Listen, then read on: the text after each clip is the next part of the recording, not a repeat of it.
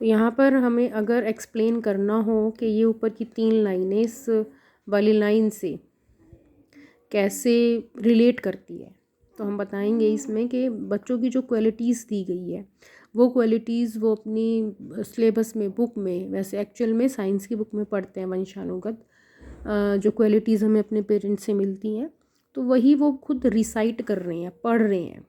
कि हमें अपने फादर से या मदर से या पेरेंट्स से ये सब डिज़ीज़ मिलती हैं, ऑलरेडी वो उस डिज़ीज़ से ग्रस्त हैं। तो ये एक स्लम, क्योंकि ये एक स्लम के स्कूल की क्लासरूम का एक डिस्क्रिप्शन है, तो वहाँ के बच्चे हमें मतलब पता चल रहा है पोयम से कि ऐसे होते हैं स्लम्स एरिया के बच्चे। His lesson from his desk, ये अपने डेस्क से वो बच्चा पढ़ रहा है।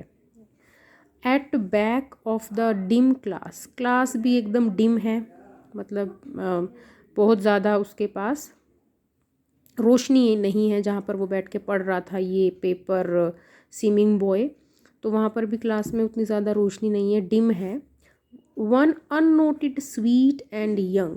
और अब एक नया बच्चा आ गया है, पहले लड़की थी, फिर एक ये पेपर सीमिंग बॉय था, अब एक थर्ड इसमें बच्चे का जिक्र है, वो है कि वन अननोटेड, अननोटेड होता है जिसके ऊपर ध्यान नहीं दिया गया, ऐसा एक अननोटेड स्वीट सा और यंग कोई बच्चा है।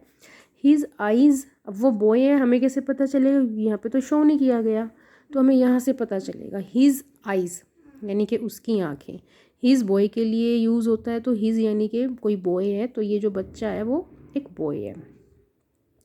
तो हिज आइज़, उसकी आँखें, लीव इन अ ड्रीम, वो अपने अपने ही किसी ड्रीम में, क्लास के अंदर बैठा है, अपने ही किसी ड्रीम में खोया हुआ है। और वो ड्रीम है वो स्क्विरल्स गेम, गिलहरी का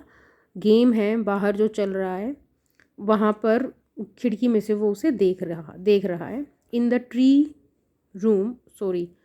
क्लास के अंदर नहीं है, क्लास के अंदर ही है, क्लास के बाहर नहीं है वो गिलहरी, वो क्लास के अंदर ही है। कोई ट्री पेंट हो रखा है उस पर